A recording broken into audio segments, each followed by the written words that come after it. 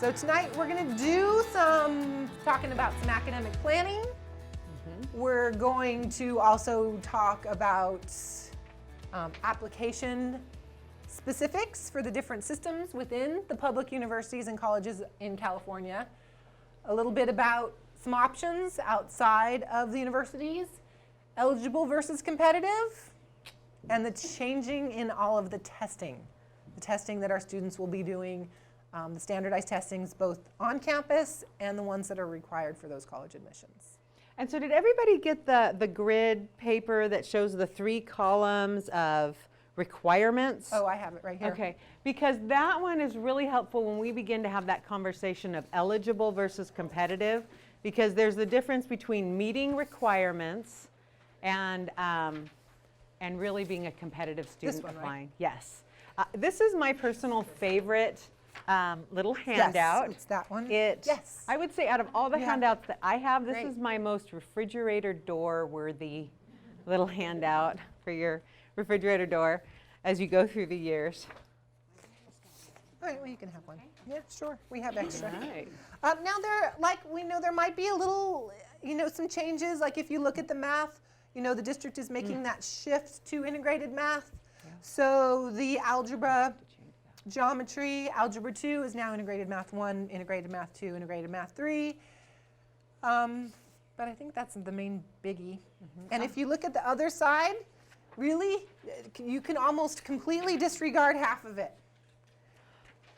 Because we used to say that, oh, you don't have a backside? Okay, Oh, good. Yeah, no. Okay, well, good. You don't need it, really. It's fine. It's not. These are the ones I had, and I noticed they had the 3 high school graduation requirements printed on the back. And we used to say the 3 C's of graduating from high school. You have to have credits, you have to have the required credits in particular classes, and you have to pass the exit exam, the KC. Well, no more. The exit exam is no more. It was deemed not necessary through some legislation, and so there are now 2 C's to high school graduation. Credits, and those credits have to be in particular classes. And the number of credits that you need depends on the type of school that you're attending. Traditional school would be 220, a block school would be 280. Can I get out? I'll pass out the four-year plan. Oh, okay, great. All right, so we're going to just give you a little snippet and talk about the importance of the 4-year plan. The 4-year plan, can I borrow one, Heather? You bet. There you go. The 4-year plan is an integral part of the high school experience.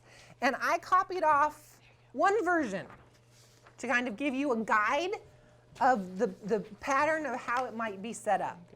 Every school has their own version, has their own formatting that they kind of like to use. The general information is always the same. What classes are you going to take, and when are you going to take them? In choosing which classes you're going to take and when you're going to take them, you have to meet kind of the requirements of the particular school that you attend, but you also want to meet the requirements that you want to be competitive and to have choices when you are done with your high school experience. You only have 4 years. You only have a limited number of spaces to fit those classes in, so it takes planning. This is something that can be revisited and should be revisited every year minimally. I mean, since we're a block school, we like students to revisit it every block, just to look to see where you've been, what you might need to change as far as your direction. But when you're first setting a 4-year plan, the sky is your goal. You want to aim high. What is the far-reaching possibilities that you can do? What math level are you going to start out and put 4 years of math? Follow the trajectory all the way through to senior year. But if you do that with English, and you do that with math, and you do that with history, and you do that with language, and you do that with science, and you're at a traditional school, you still have to fit in your health and your Fine arts. PE and your fine arts, you're running out of room. So there are some choices a part of that. And those choices are what you make when you're kind of mapping out the whole 4-year sequence.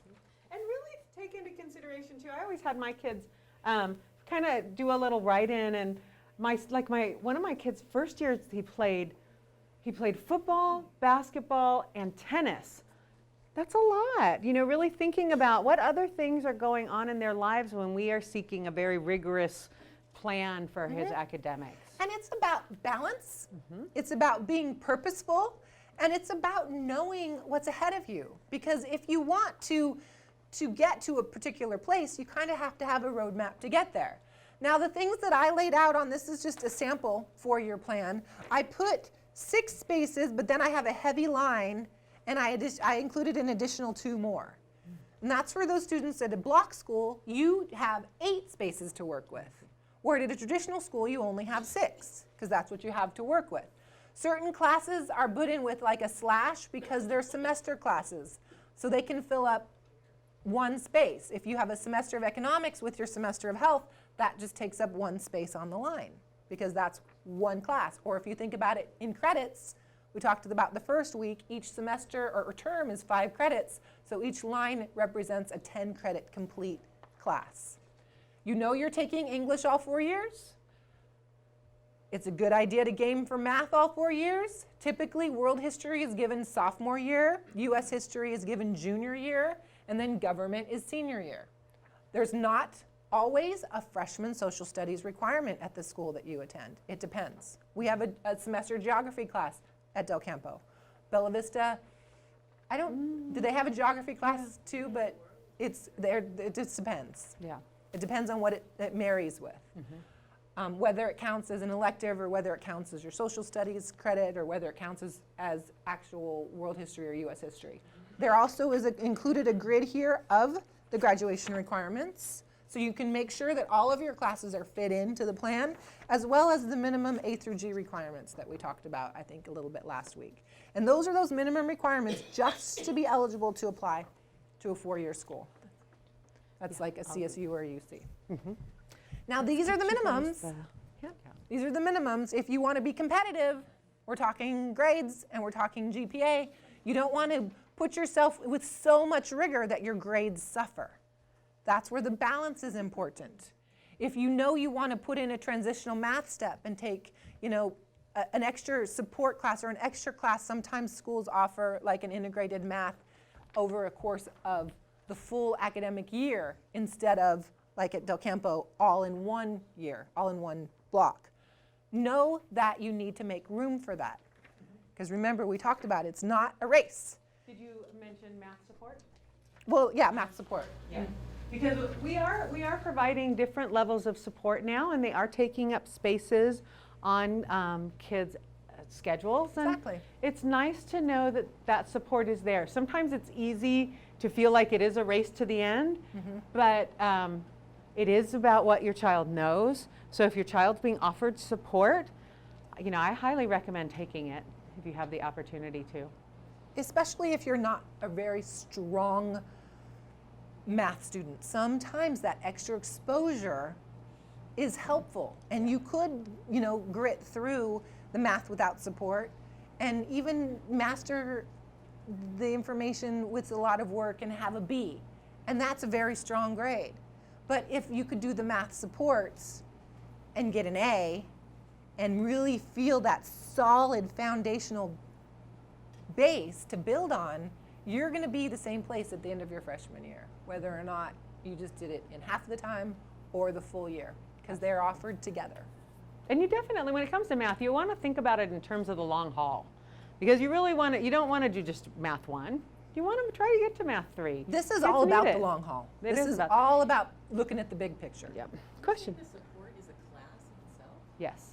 Yes, so math support is for freshmen this year, and it will expand for other levels as we introduce the different levels of integrated math, is a class. So it's the same class.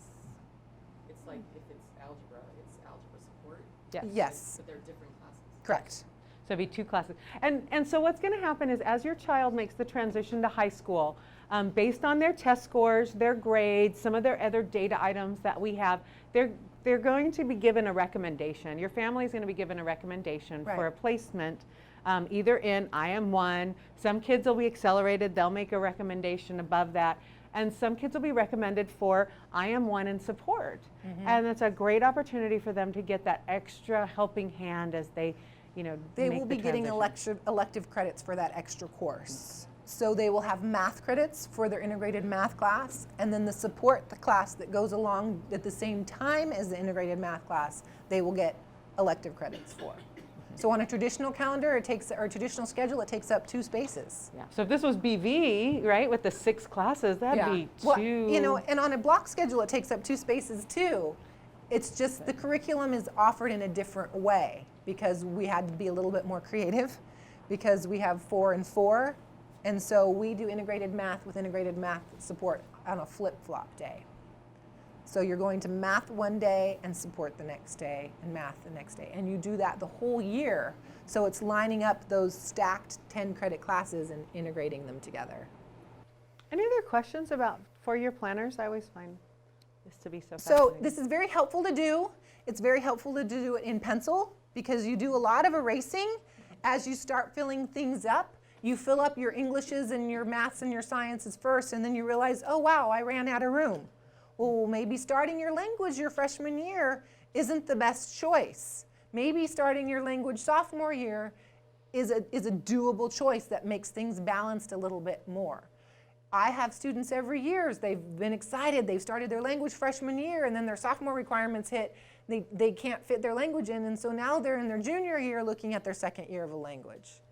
And that's ideally not the best way to plan, because you want to have those language stacked next to each other. In a block school, it's even ideal to have them in the same academic year. So those are all things that you can plan for, knowing that they're coming. Maybe it means that your health or your other requirement that you can fit in other places, you might want to look at other options for. We will have summer school options every year. We don't know exactly what they're going to look like, but there are going to be options out there to get some credits over summer.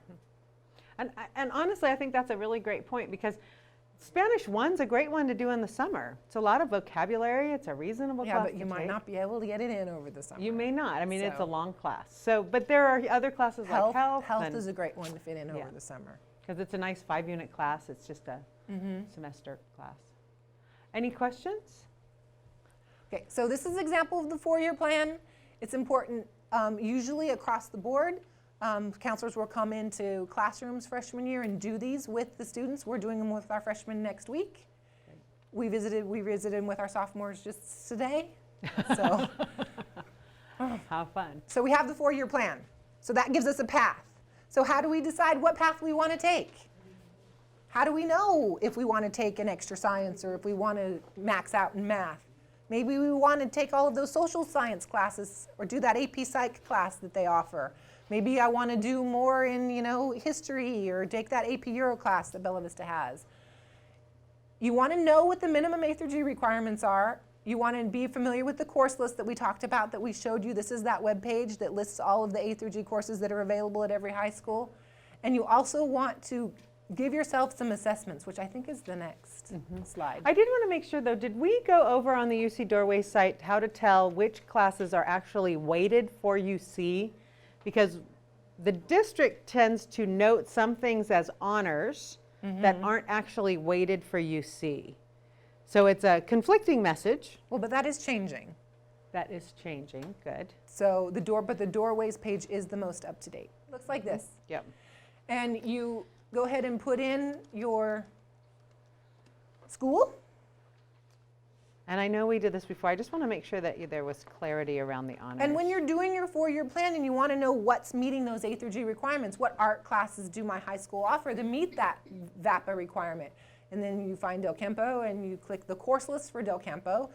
You can denote it by year. Oh, look, there's me. So this year, and you can see A through G, this is the There it A, is. this is the social studies. These are all of our classes that meet the A requirement. And you can see this is where Heather was talking about world history honors. If you look over here, the honors type is not listed by UC as meeting, oh, scroll one more down. Yeah, I know I was going to say, oh, darn. As meeting that honors level curriculum. So even though it says if you were to sign your child up for it, you would sign your child up for honors world history. Oh, you have a Weight Watchers. Oh, thank you. Oh, it's gone. Good, okay, even better. But it doesn't say that that's weighted for UC. It's not. It's weighted for our cumulative totals, Right. but it's not weighted for UC. So if you're making choices that are based on choosing honors coursework for your child as they transition to the UC or CSU, be cognizant that some things, just because we necessarily call it honors world history, doesn't necessarily mean that your child's going to get the GPA bump for that particular class. Now remember, UC and CSU GPAs are capped at the amount of semesters that they will allow you to weight in the GPA that they consider.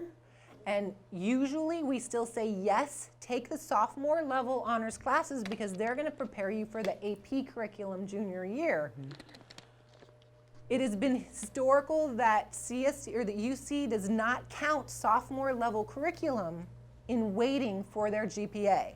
So if you look, the pattern is the sophomore level curriculum honors classes are not counted through UC as honors, whereas English 3 honors is, English 2 honors isn't, Not. English 1 honors isn't. This is changing.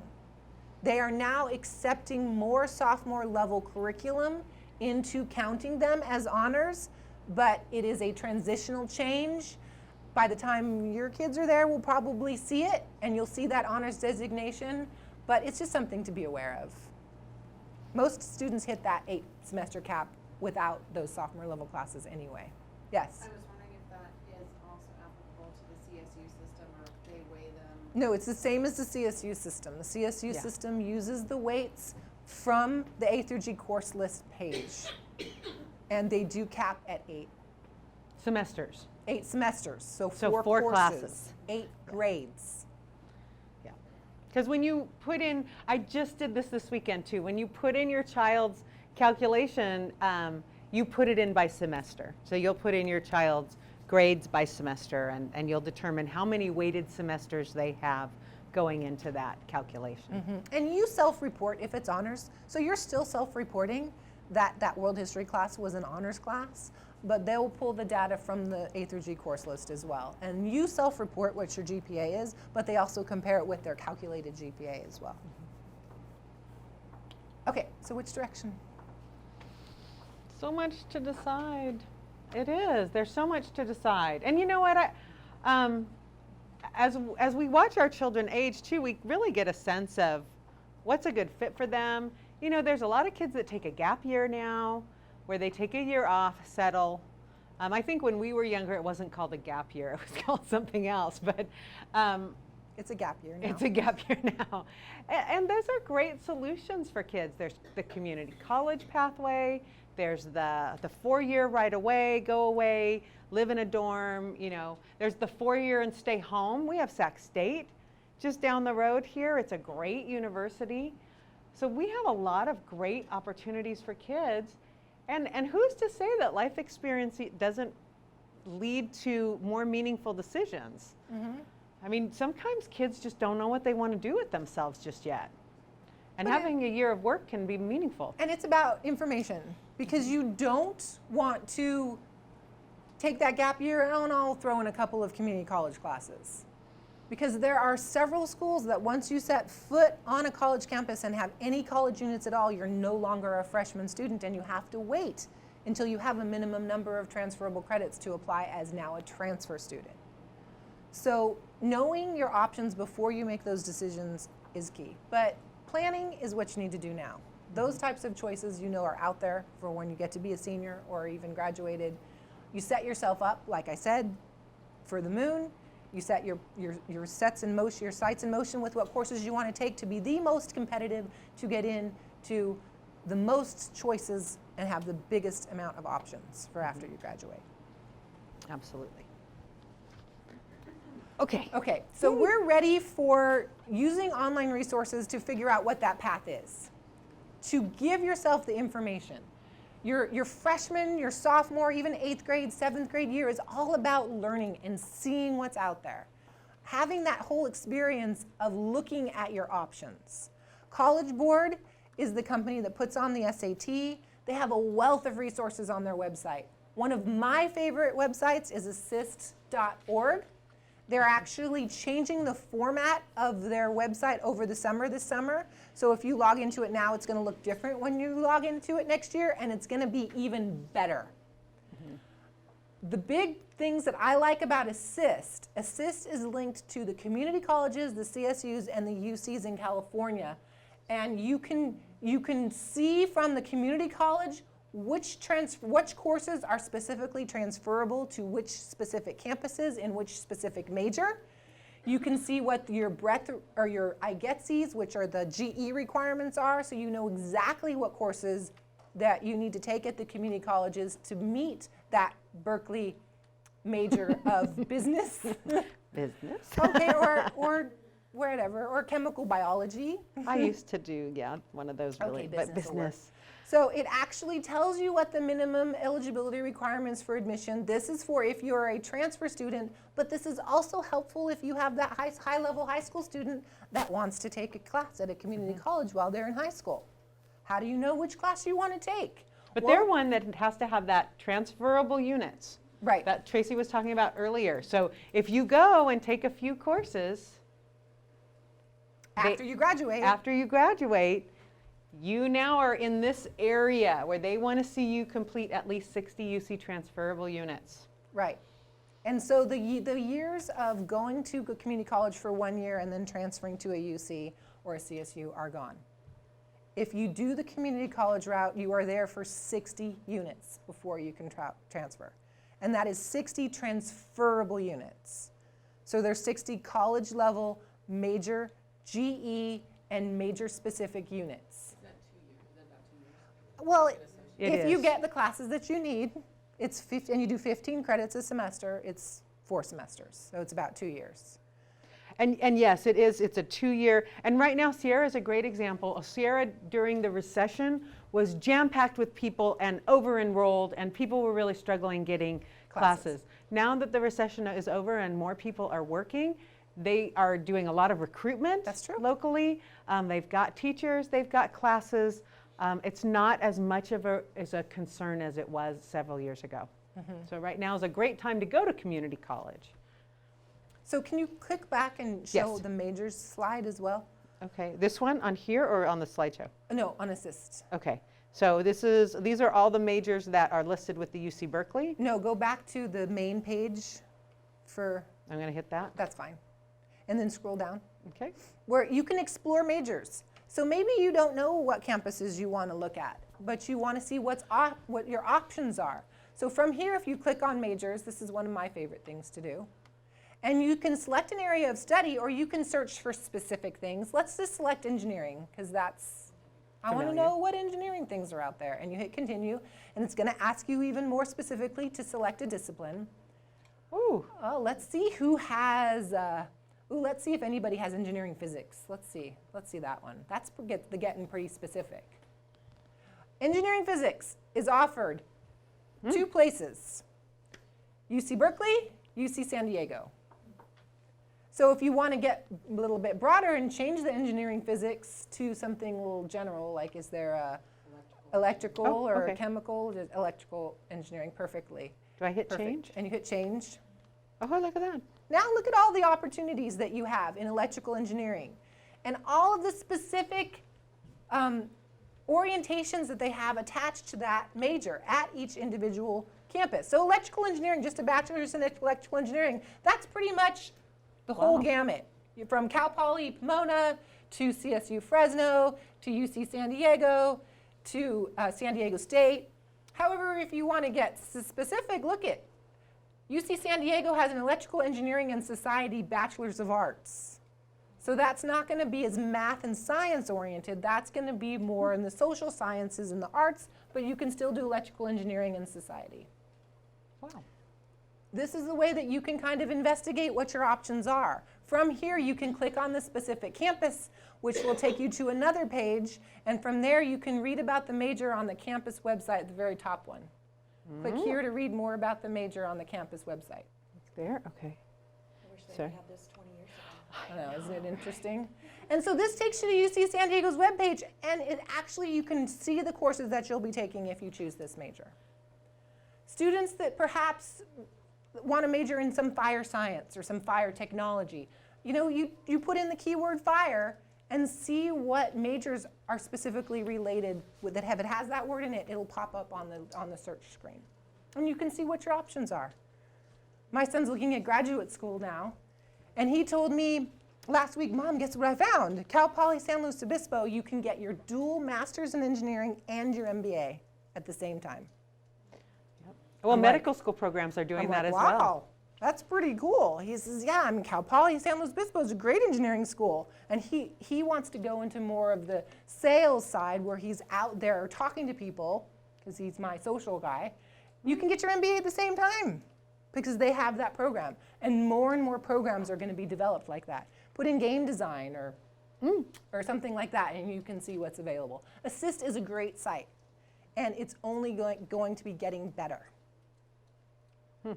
I like that one. If I a lot. can figure it out. You know what, it's kind of funny though. I mean, this is what counselors do on their off time. It's like, oh my gosh, look at this, and look at this, and you can look at that, and you can find out about this career, and it has wages, and it has all this wonderful stuff.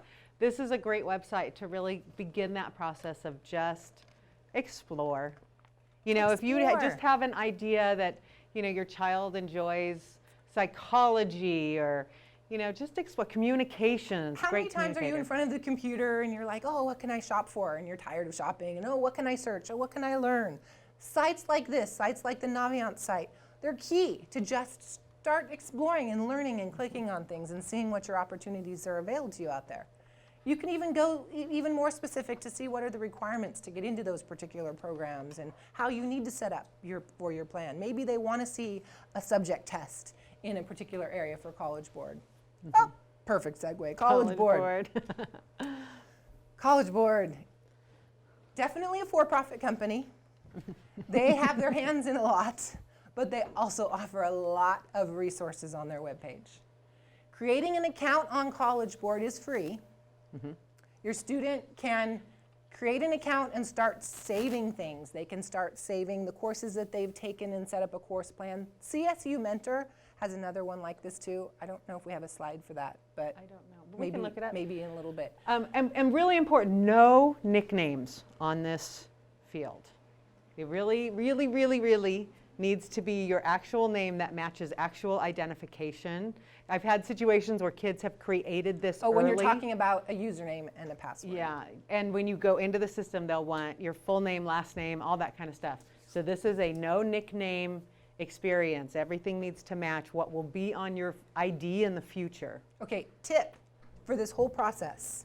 It's not a bad idea to create an email account that you just use for the college going process. Something business-like, something that you have access to as well as your student, so there's not a lot of personal things flying back and forth, and something that you monitor frequently in key points when you're looking to hear back. Something to store email that you can access readily. You are going to be creating a lot of profiles, a lot of usernames, and a lot of passwords. You need a place that you can keep all of these. That green binder is a perfect place. You can create a sheet and keep a log. You can keep it on your phone. You can, make sure you use the same ones, so like I do, and try different things because you know it's a combination of something. But everything you do, from signing up for the SATs, to applying for scholarships, to applying for colleges, to once you apply, communicating with the colleges, it's all going to be online. And it's all going to be attached to the email. Use a professional email that everybody has access to, then you can check it. You can have support throughout the process that way. That's one of my tips.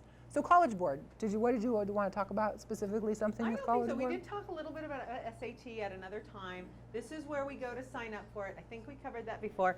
I think we mentioned that the SAT is changing and has gone from what it is now to a different, it's going to look really different next It's going to year. look different. It's starting in March. It's dropping top score of 2,400. It used to be divided into 800 for math, 800 for reading, 800 for writing.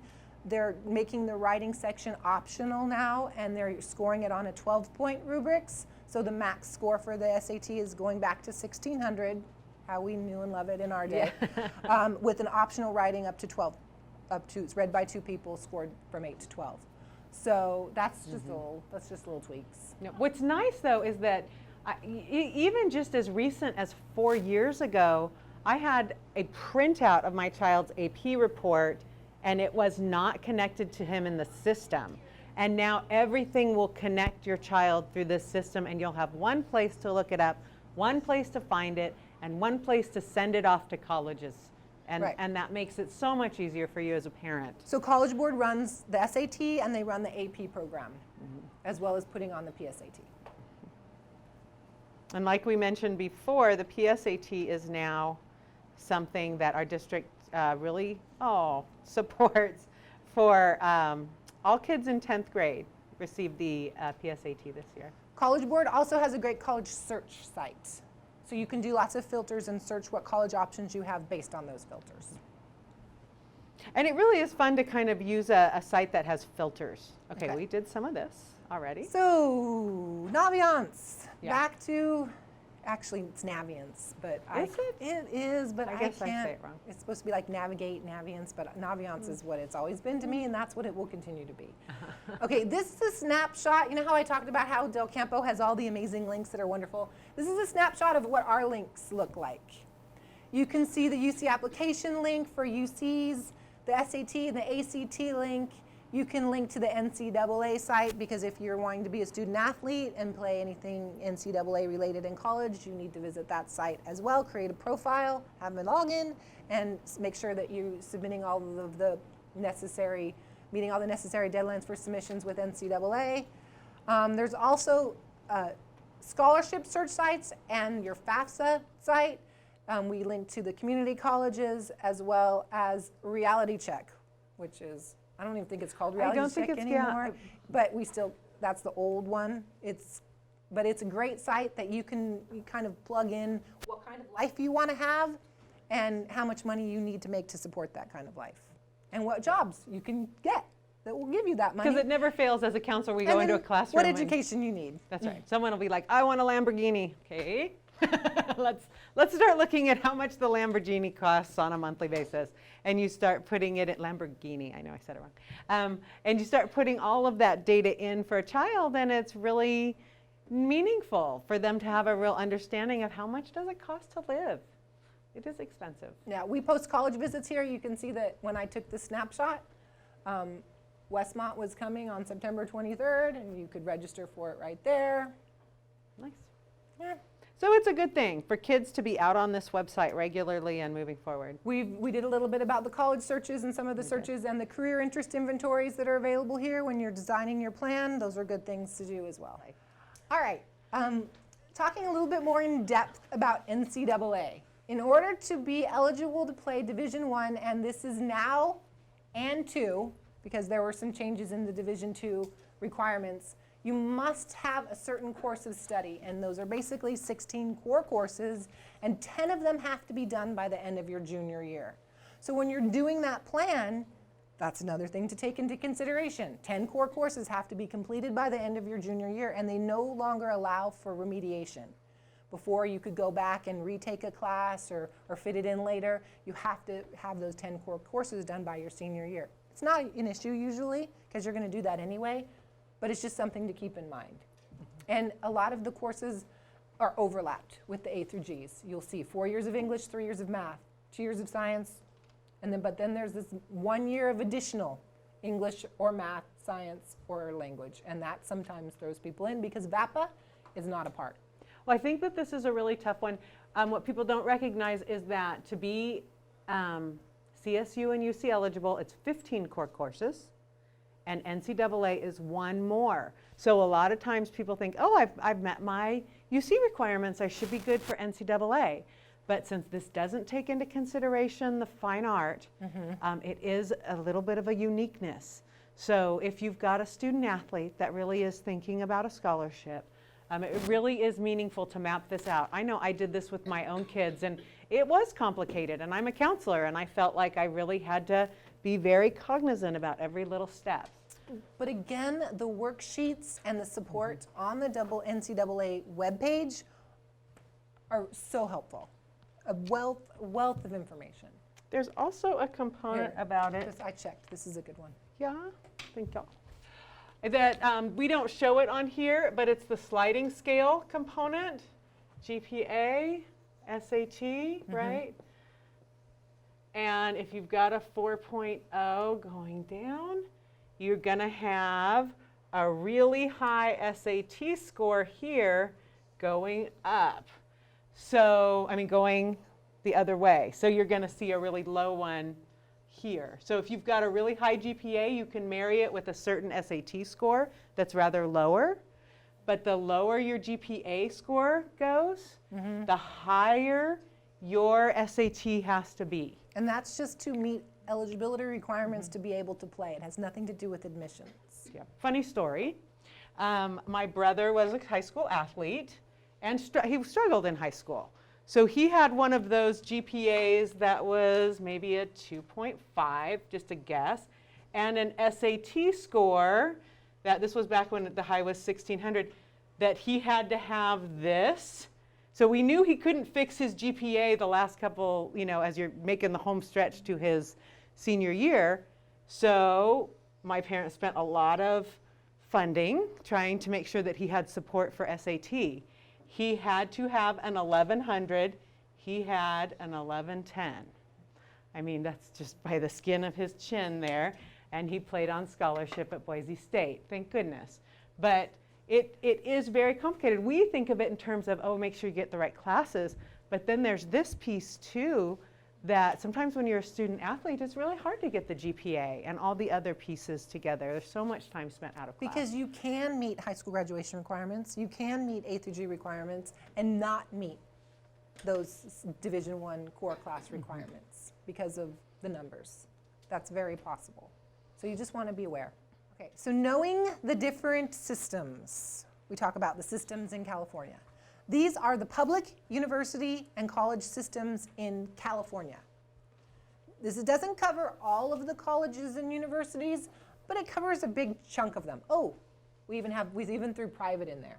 So these are the three systems, and then the private schools fill in the rest of the schools in California, and they kind of operate by their own rules with some generalities that we can talk about. This is just California. Every state has public, well, not every, most every state has public university system of some kind, whether it be Arizona State, Arizona has, or Colorado has, I think one, Arizona has three, Northern Arizona, University of Arizona, and Arizona State. So those are the three public universities in Arizona. There's some in Oregon, Boise State is public. They operate about the same, but with some differences. If you're meeting the minimums to get into the public universities in California, you're most likely meeting the minimums across the country. We have very rigorous standards here in California and a very competitive academic market. Yes. So if you're meeting California's standards, typically you're doing a pretty good job meeting the unique requirements elsewhere. There, of course, are always those unique schools like MIT or somewhere else that is going to require maybe more math or science for a child. Or even UNR, which is a public, requires an extra year of the science comparatively to the CSUs. And these are, we're talking minimums. Rigor speaks to something completely different, and that's the eligible versus competitive argument. If you meet the requirements to get into our public university systems, the others across the country are going to be available to you as well. So let's talk about those systems and the specifics and the little idiosyncrasies about all of them. We're going to talk about cost. We're going to talk about admission rates. We're going to talk about the 2-year system, the community college system versus the 4-year systems, scholarships, programs that are offered, the number of campuses in each system, and possibly the prestige attached to those. Those are all things that you want to think about when you're making your decision, when you're checking to see what is the fit. Even more things to consider when you're looking at fit: location, size, where they're located, whether it be in a suburban or a city or a rural area. You know, it's fascinating that you mentioned that, because you don't think that kids have a preference, and then you start having conversations with kids about it and what does it look like. And you know, there are some college campuses, I was talking to a small group of parents earlier, a city just bleeds into the campus, where there's really no defining space that makes you feel like, okay, well now I'm on the campus. It feels like I'm part of the city, and then you look up and it's like, oh, and there's the library. So you don't recognize there's difference. And then some campuses are expansive and you know you're on campus and there's lots of open free space and there's definite separation between city and school. And I know one of my kids felt that was very meaningful for them. I didn't think that that would be a consideration. So kids have some very particular Could be requests. as simple as they don't have a football team. Yeah. Or so homecoming looks all different then. I want to right? go to a school, that's what their picture is in their mind. They have to have a football team. There are options out there from the low to the high as far as admission standards. And size. Size is really. And size, We too. constantly have conversations about, okay, so we know this high school has 2,000 kids. This college has 6,000 kids. So it's like 3 of your high schools on that campus. What do you think? Is There are that colleges that have 1,100 kids, Yeah. that have 800 kids, that have 60,000 kids. And I know we've been looking at classroom sizes right now, just really trying to get a sense of, is it an intimate experience? Is it a large experience? How is that going to really impact success for my kids? So All things to consider. meaningful components. And some of the search engines and filters will kind of guide you through that process. And it is kind of helpful to have them suggest things that you don't even realize you're thinking about. What's our next slide? Okay, we're going to talk about the systems, and then I want to go to show what the College Board snapshot looks like, because I think that's a meaningful college page as well. So when we talk about systems, the CSU system is one of them, the California State University system. They are the campuses across California, the 23 of them, that range all the way up to Humboldt State, down to San Diego State. They're usually attached to a particular city, even though we realize that they changed Hayward to East Bay. Hayward anymore. Yeah, I get to And know. they have the word state in them.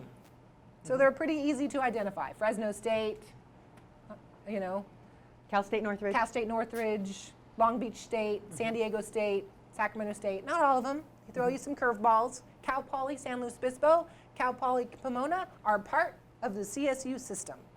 But they're Cal Polys and they're on the quarter system, and all the other schools are on semester. They So- like to be different. They do. So what does that mean? What does that mean to everybody out there? Okay, well, when it's time to apply, you apply on one site, the CSU Mentor site. Kind of nice, actually. CSUmentor.edu, another site that gives you planning tools, that you can research institutions, that you can find out about programs being offered. When it comes time to apply, you go to CSU Mentor, you create an account, which you can do early as well, and you log in all of your information from your grades to your test scores into the CSU site. Do you list your other than academic activities? No. Do you list your leadership opportunities? No. And do you have a writing or a personal statement attached to it? No. What they do is they take your GPA, they multiply it, and then they add your SAT. This is the current formula to give you your eligibility index.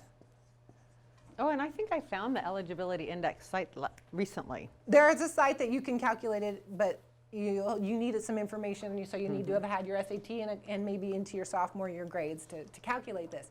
You can calculate what your SAT, if you know your SAT scores, you know your GPA, and again, this is just 10th and 11th grade, and this is just in A through G classes, and this is weighted only 8 points.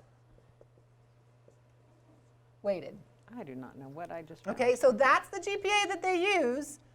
Put it times 800, you add your SAT scores, only math and reading, no writing, and that gives you your eligibility index. If your number is above their admit eligibility index, you get an acceptance. If it's below, you either get waitlisted or a rejection, a denial letter. Every school has a different admit eligibility index. The minimum, for example, with this formula is 2,900. If a school is impacted and they have a higher competitive level of students applying, they can raise that for particular majors. Majors are different. Different majors are different. For example, San Diego State's eligibility index last year was close to 4,000, Which is really high. which is really is high. If really you do the high. math, I mean, that's like a high 3-point and some pretty decent SAT scores. Again, the correlation is there. The higher the GPA, the lower the SAT to reach that eligibility index that you're going after. Eligibility index numbers that they use for admissions aren't published. They don't tell you what it's going to take to get in. We look at what we knew last year because we have our super sleuth counselors that go in and ask the right questions to the right people. So we know what last year's was and a projection of maybe what next year's will be, but it's not an exact science. So it's always, if you're really concerned about it and you're getting to that senior year, it's a great conversation to have with your high school counselor. You know, I'm concerned about my child's eligibility index. If you have a targeted school in mind, it's just a good time to Right. really have that conversation, because sometimes it's surprising that I didn't think CSU Long Beach would have been an impacted site with a high eligibility index, and it turned out it was. Their So- undeclared major, the year my daughter applied, which she didn't go undeclared, thankfully, was 4,250. That was their admit index And that's for undeclared, unbelievably high. undeclared majors. Whereas local schools, like we are the fortunate in this area, Sacramento State takes all of the area students and gives them a minimum eligibility number because it's CSU's idea that they're going to take care of their students.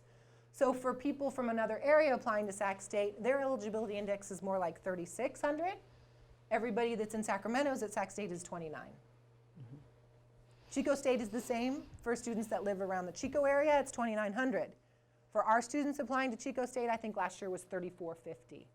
which is the published number that they gave us. Now, they're major specific, so different majors can have different eligibility admit index numbers, but it's something to be aware of. It gives you a ballpark of what I'm in the game. Okay, I calculate with students all the time. Well, what if I raise this D to an A? What will that do to my index?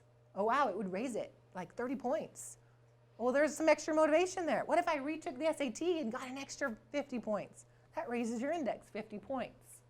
When you're looking at your senior year classes, maybe you got a C in pre-calculus. Do you go on to AP Stats or do you take pre-calculus again? Because on the CSU application, you only list courses once and you only list your highest grade. So if you retake that pre-calculus class, you don't put that C on your application. It's not a part of your GPA calculation. You list pre-calculus as taking it your senior year, and when it comes to the grade, you put in progress. So it's not as a part, even if you end up getting a C again, it's not calculated as a part of your index. That's a really good tip, by the way, just so you know. Because that's one you hear a lot of people talk about when you retake a class. They don't overlap, that then they have to be averaged. There's been some misnomers in this area. It's a very unique strategy to be able to apply to your application process. And that is specifically for the CSU application. So that's the system. Did So you this wanna is go the back to CSU College Mentor. Board? Yeah, while we're here, let's do College Board. This is the CSU Mentor site. It gives you the eligibility index table. You pulled that up. That was good. Okay, so Yeah, College okay. I'll go back. There we go. So the College Board site has one other key unique component of the college search. So put in the college search. Okay. Who wants to know more about a particular college or university? Which one? UCLA. Oh, good choice. Good choice, I know. So, okay. So Where do I go? So let's search for UCLA. Find colleges and advice and more up here and put in UCLA. If you just put in UCLA, I'm sure it'll pop it up. Yeah? Okay, there it is, University Okay. of California, Los Angeles. So it's going to give you a picture snapshot of that university. Scroll down a little bit. Look, there it Okay. is. Oh, Look at how beautiful. pretty. Okay, you can see it at a glance from the tabs over here. You can look at the deadlines. You can see the majors that they offer. You get a snapshot of their campus life, applying and paying. I like to go to campus life and applying. Okay, So let's click do- on one of those. And you can see, scroll up a little bit, the size of the school, the setting of the school, and if you scroll down a little bit, Tell me when to stop. this is where I like the pie chart. You Okay. can see a snapshot about the students. As far as average age, you can see that the average age is 21, that most of the students are full-time, and the women to male, the female to male demographic. Here, let me show you something else. Okay, I'm yeah, not go exactly ahead. sure I know, where which it my is. sons always seem to find very fascinating, by the way, the female to male ratio. So when you're looking at what a particular school looks like, you can kind of just see Oh, a little sports. snapshot. And then you go to the applying tab. I think you may have to go back over. Yeah, It's like blown up. it is because of this. It is. We'll start over. When you go to the applying tab, scroll down. There it is. It tells you not only the dates. Wow, it really Sorry. is blown up. Over here, it's a $70 application to apply to UCLA. Good to know. You can go to the application for here. All UCs are the same. All UCs are $70 right now. And you can see the average academics and GPA, as well as SAT scores and ACT scores that the students have that are getting accepted. You can see the course of studies that they take, and you can see that 97% of the students are in the top 10, 100% are in the top quarter, and what their GPA breakdown is for admissions, whereas 95% are 3.75 and above. And it kind of just gives you a snapshot. It also tells you what their percentage of competitiveness is. Oh, really? Yeah, 19% of applicants are admitted. It's Oh. considered most selective, I know. and this is based on data probably from a year ago, so that probably hasn't even been updated yet. It might even be lower than that. Boy, that's tough. So when you're setting your sights on UCLA, I'm not saying change them, but make sure you have other options too, because just for the mere size of it, it is extremely selective. Extremely selective. Okay. And that's what College Board offers, and you can do that for any school. Just gives you a fun little snapshot. Okay, so back to the systems. We covered CSU. Does anybody have any questions about CSU system? Okay, let's go to UC. The UC system, it's a different system. There are 9 campuses across the California, from Davis all the way down to San Diego. They're the UC schools. They are research institutions. CSU's, the format of the curriculum is a lot more hands-on. Those started out as our teacher colleges. A lot of the programs, if you look at the majors page on Assist, a lot of them are very interactive. They're more specific because they give you very specific skills. Whereas UCs are research-based. All of the research programs and opportunities are going to happen on the UC campuses. They were set up in that fashion, and that's the way that it was designed. And that's one of the reasons you see such a strong STEM focus on our UC campuses, our science, technology, engineering, and math. Because there's research going on there, and the kids are getting an opportunity to have hands-on participation in research. In the research, exactly. More theoretical. CSUs are more doing, Practical, yeah. practical. There is some overlap, of course, but that's the general rule. The deadlines are the same. November 30th, I don't think I covered that on the CSUs. The CSUs and UC applications are all due November 30th of their senior year. And there's no exception. There's no really not. exception. Yeah, no, if you miss the deadline, you've missed the deadline. Yes. It's And- very painful. And it's an early deadline for a lot of, comparatively to a lot of schools. I know we're looking at Oregon right now, and it's February 15th. So this is very comparatively early. So the UC application is done on one single site. UC, and you do one application, and you choose the campuses that you send it to. Their minimum GPA is a 3.0. They look at things differently. They do what's called a comprehensive holistic review. So they actually have people reading your application and making a judgment and an assessment on it and scoring it based on particular characteristics. They look at the rigor of your course schedule. The incline of rigor has to be there. They look at your grades overall. They look at your test scores. They look at your leadership experience. They look at your extracurricular activities. There are places in the application to list all of those. And then you write a 1,000-word personal statement.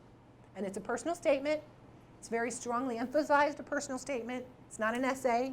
It's a snapshot of who you are, written very differently than the other private school essays that you might be asked to write. And a lot of our high school programs, especially our senior level AP programs and honors programs, will have a plan for you to write that in class.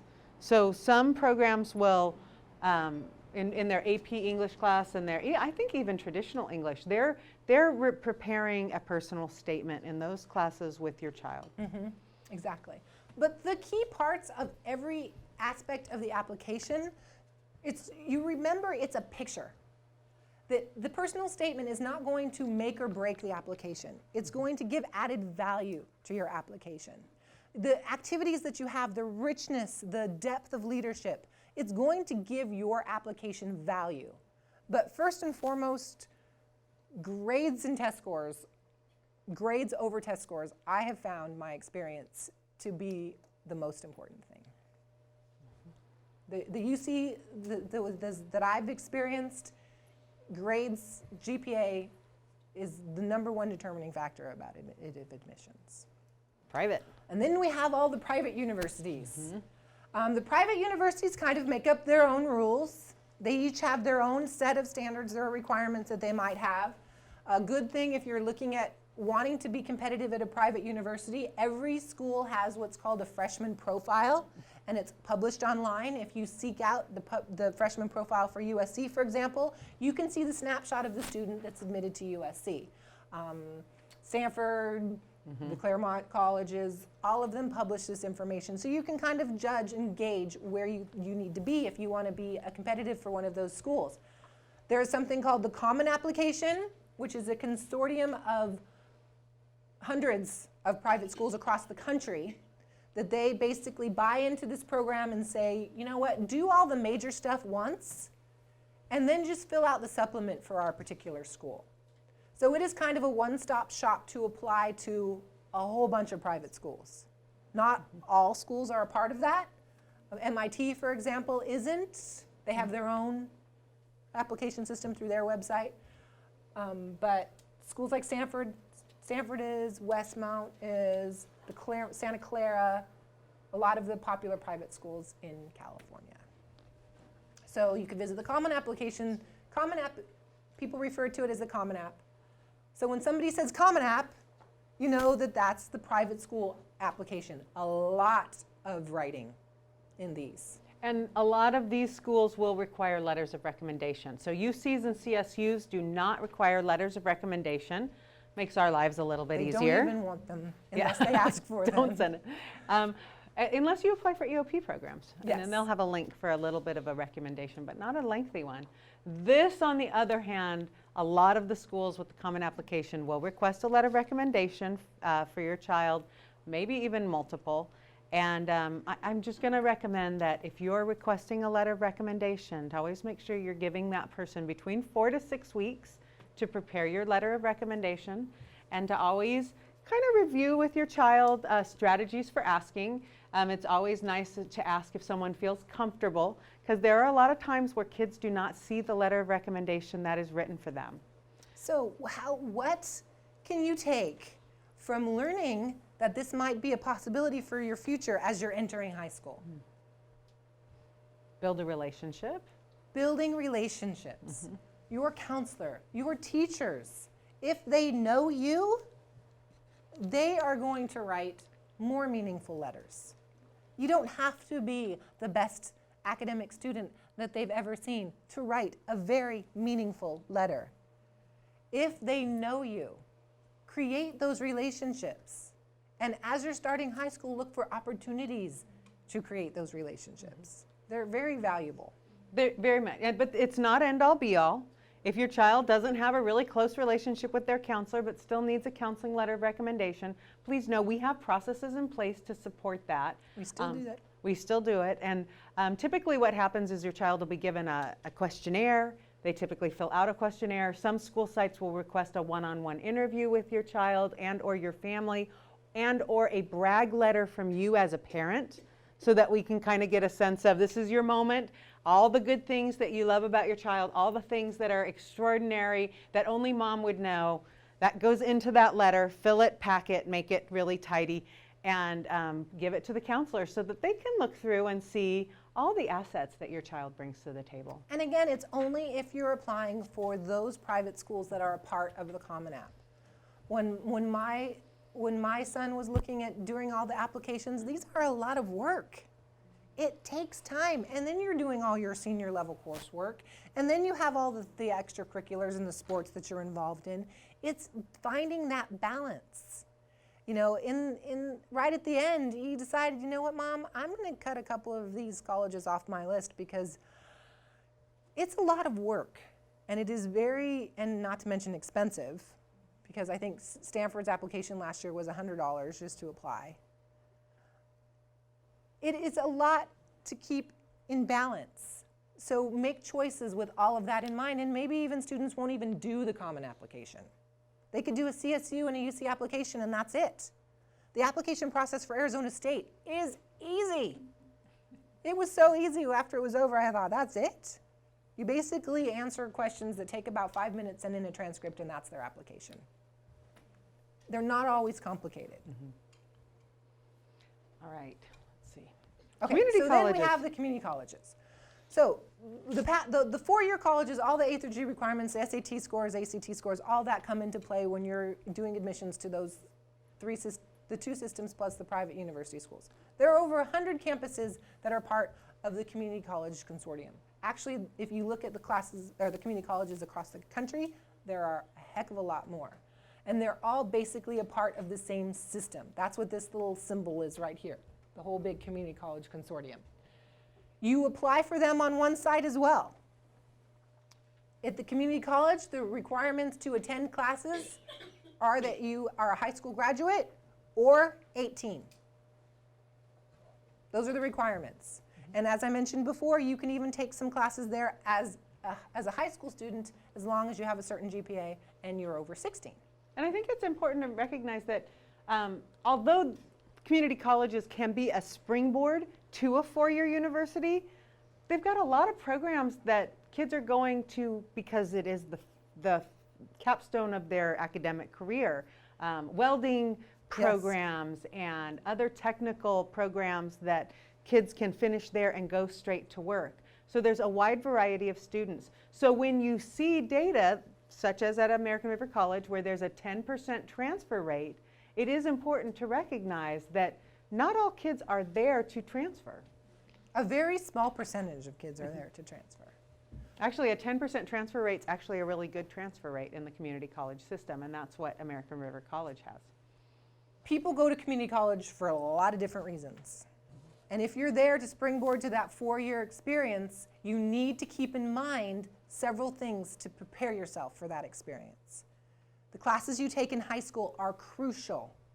Any math under integrated math 3 for everybody out here is considered remedial math at the college level. So if you take your math assessments at the beginning and you test integrated math 2 or integrated math 1, because it's been a year or two since you've had math, you'll be taking those courses at the community college level and they won't even be counting towards those transferable units. You have to hit that higher level of math to have those units count towards the transferable credits. So what you do in high school matters. I tell my students that are college bound that this is like the ideal backup plan. Transferring to a competitive four-year from a community college, I think, is the wave of the future for those students that really want to go to a competitive four-year. We're talking UCs, not Harvard or Stanford or some of the Ivies or the privates, but UC Berkeley, UCLA, if you do a tag, well, forget that for UC Berkeley or UCLA. If you want to go to Berkeley or UCLA and you rock a 4.0 at AR and get all your transferable credits, you're getting in. And you can finish out your degree at UC Berkeley or UCLA. And the entrance, minimum entrance GPA as a transfer student is lower than minimum entrance GPA as a freshman. Exactly. Several UCs have tags, which I mentioned, which are called transfer agreement guarantees. Santa Barbara still has a tag. Davis, know. what? I don't Davis know which still one. has a tag. San Diego just phased theirs out, Okay. or phasing theirs out. But if you want to go to Santa Barbara, it's still a very competitive UC to get into. A tag is a transfer agreement guarantee. If you go to a community college and take the stream of classes and get at least a 3.0, which is a B average, your admissions is pretty much guaranteed, with a couple of little caveats in there. But it's something to keep in mind. Another thing that a lot of students do, well, not a lot, it's happened. Let's say San Diego State is your dream school. You can go to a community college in San Diego.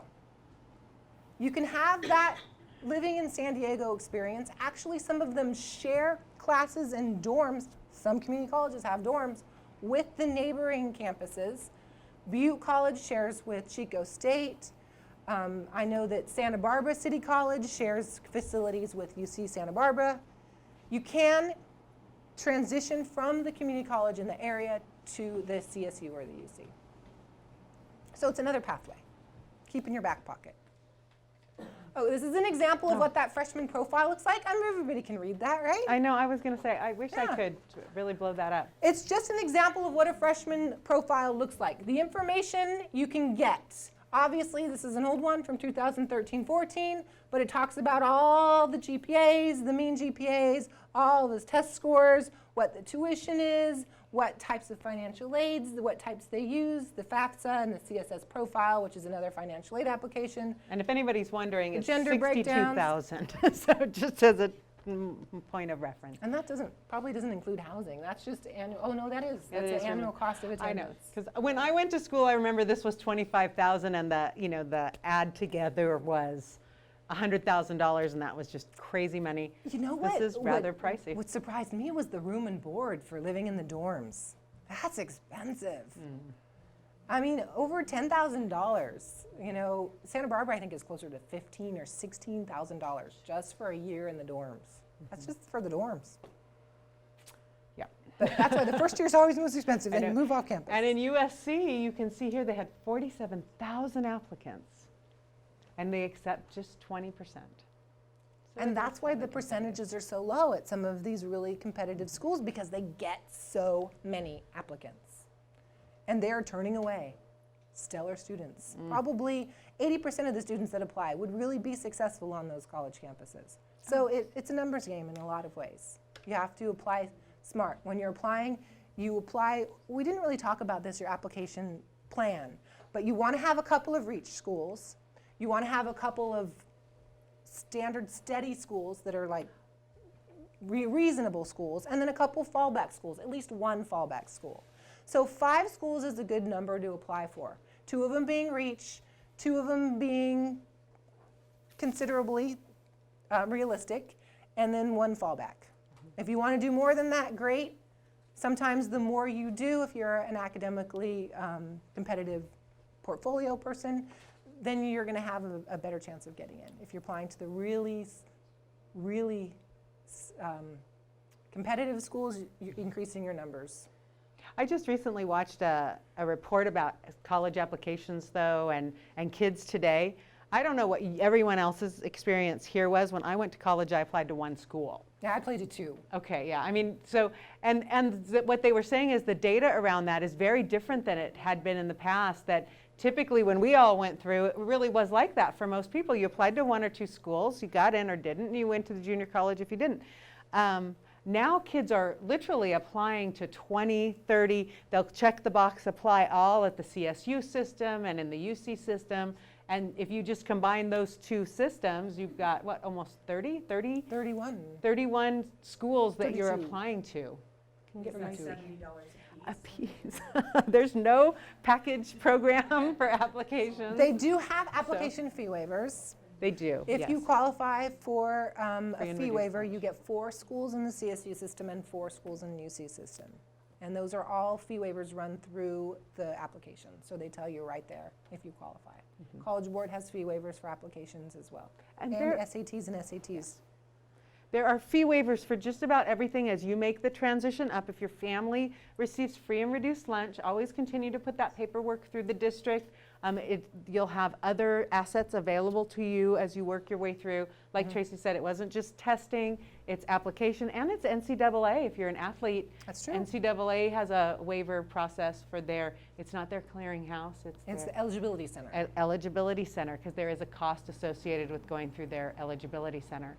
So always make sure you're working with your counselor in regards to, what your options are. Okay.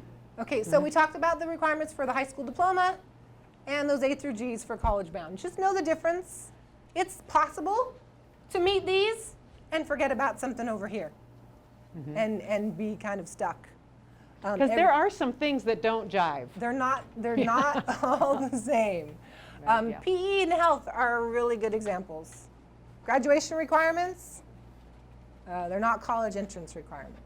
And every now and then we'll run into a kid that'll get to senior year and you're down to that last semester and there'll be oh shoot, I didn't take health. And you realize, oh my I left goodness. PE because of an injury and I never went back.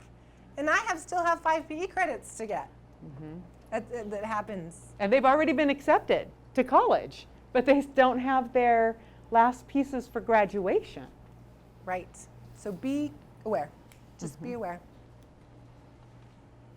Okay, we talked a lot about this as we were going through, eligible versus competitive.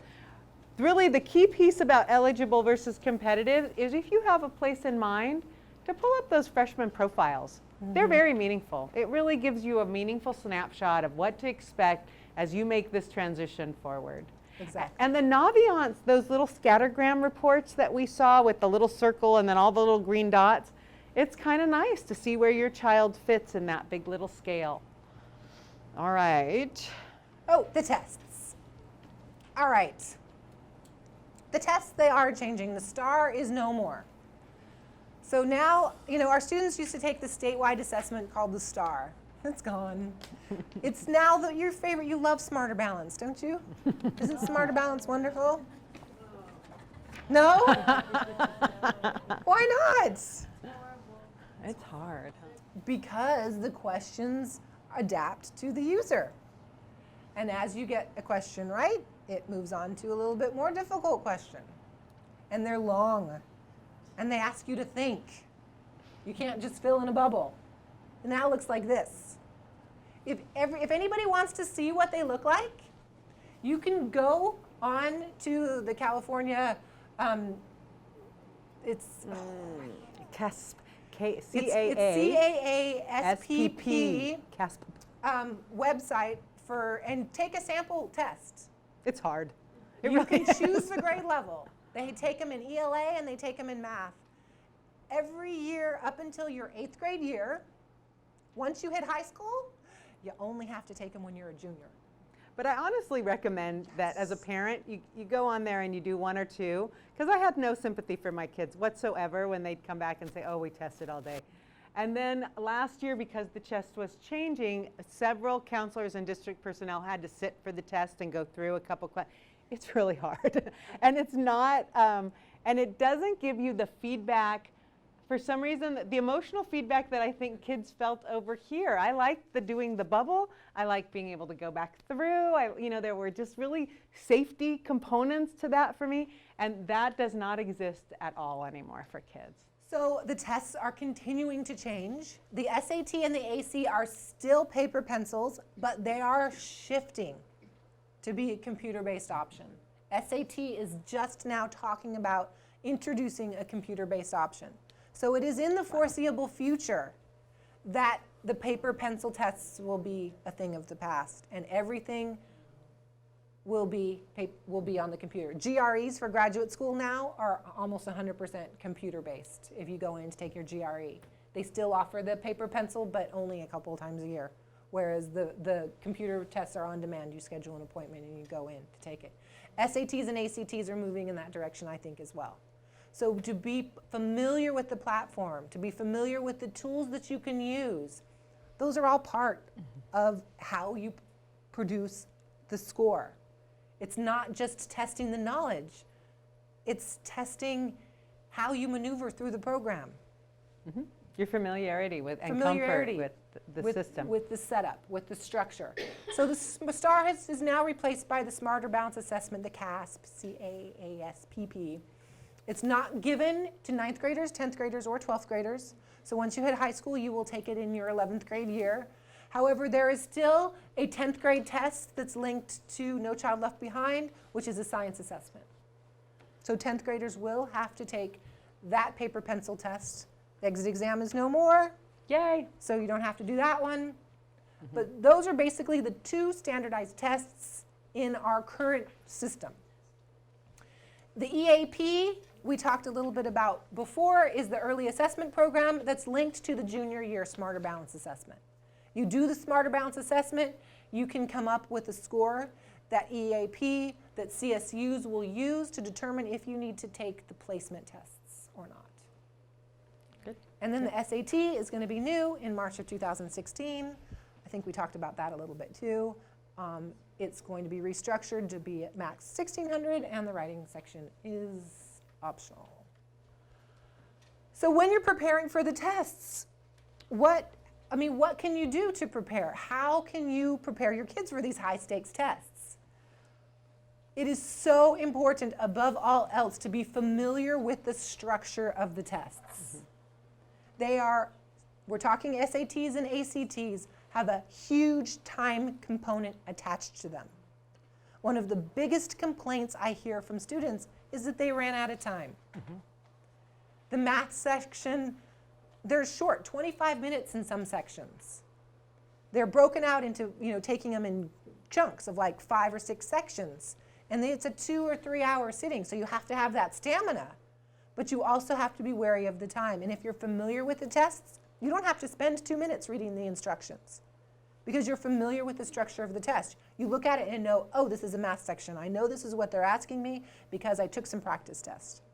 Or I familiarized myself with the sample tests that are available in a multitude of places. You can go onto Naviance and see it and prepare for it. You can go onto the College Board site. You can go onto the actstudent.org ACT site. You can get sample tests so easily. Well, and this year, Bella Vista had one of their fundraisers was a mock test. Yeah, exactly. So you can go sit at a mock test and go through the whole experience with proctors and classrooms and pencils. So kids have a real opportunity to familiarize themselves with this test in a wide variety of ways. In testing circumstances and testing environments. It's a great opportunity, but you have to use it. You have to do it. Familiarizing yourself with the curriculum almost isn't as valuable because that's the stuff they do every day. They should know the curriculum. Familiarizing yourself with how the questions are asked, the structure of the test, that's almost going to be more valuable to the students. And sometimes that's planning to take it twice or maybe a 3rd time.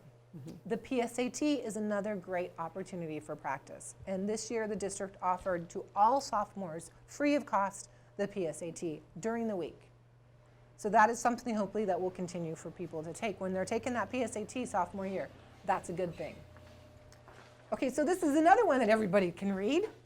Now these are based on the 2400 standards, so these are based on the old SAT scores when it was the 2400. We say old even though it's still being given up until March. Of all the different UCs, a snapshot, this is way back from 2012, this is really old data, of what the ACT score and the SAT scores and the GPAs are for, I think it's the median, not necessarily the mean. So it's that middle. San Diego, 4.15. Oh, it is not. It's mean. the It is the mean. mean. It's Yeah. not the median. It's the average. Yeah. So 4.15 was the average GPA. That's the average. It does mean that there's some above that and some below that. UCs are Look just at super. all of them, except for 1, 2, 3, have over a 4.0. And I would challenge this to say that we've seen movement upwards in these 2 years. I would agree with I don't that. think anyone's going down. So So if UC is your dream and you're doing your 4-year plan, do not forsake your GPA to push rigor. Rigor is important.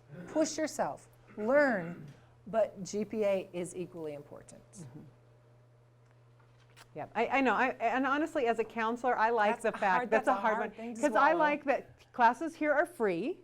This is your opportunity to challenge yourself, grow. I mean, are we really saying that we're at this place where we're going to ask you, please don't challenge your child, because if they get a B, they may not get into the college of their choice. Forget it. Write it off. I know, and that's just really unfair to say to kids. And that's why that's why this class exists, so that we can have a larger conversation about don't back yourself into a corner and have only one choice. It's one of the reasons that we provided the little pamphlet over there that talks about some of the details of suicide, some of the emotional ramifications of backing yourself into a corner with one option are very serious for kids.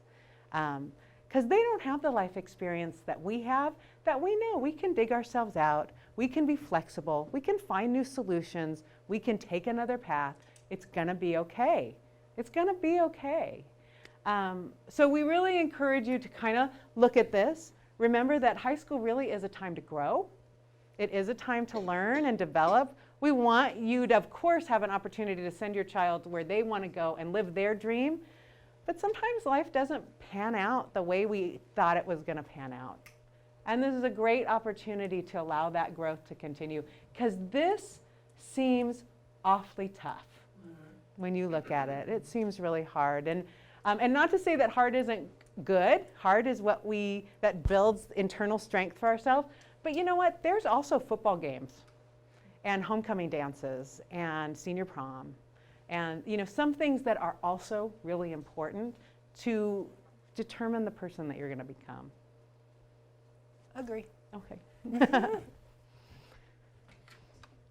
All right. Oh, and Okay, this so is here's the a CSU. snapshot of the CSUs, just as comparison with average GPA, and you can see that some of them are up there pretty high too, but you know what?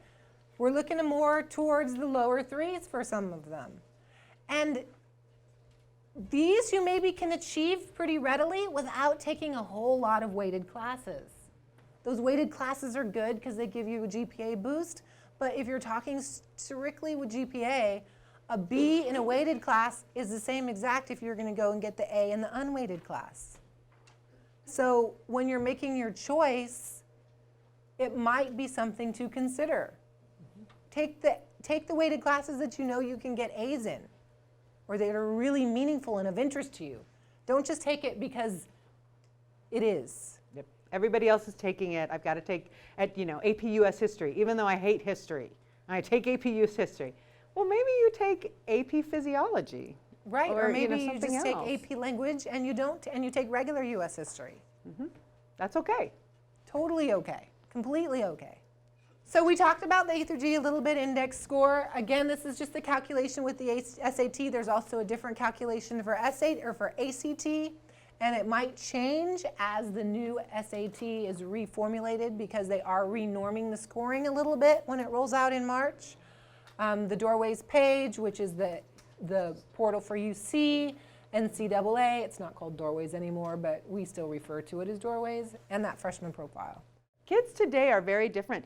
This dialogue that's taking place about college, it's starting in 6th grade. Kids are feeling pressure early.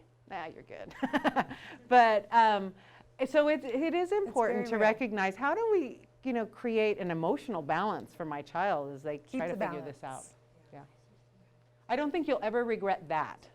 There's a lot of things we regret as parents as we try to help our kids figure this out, but we don't tend to regret the balance that we chose something kind of healthy for our kids and that it No, was positive. my kids taught me about balance, and I had to learn how to listen to them because they were both very good at it. All right, guys. Thank you. Thank So you. one more week. We'll see you next week. See you next year. I-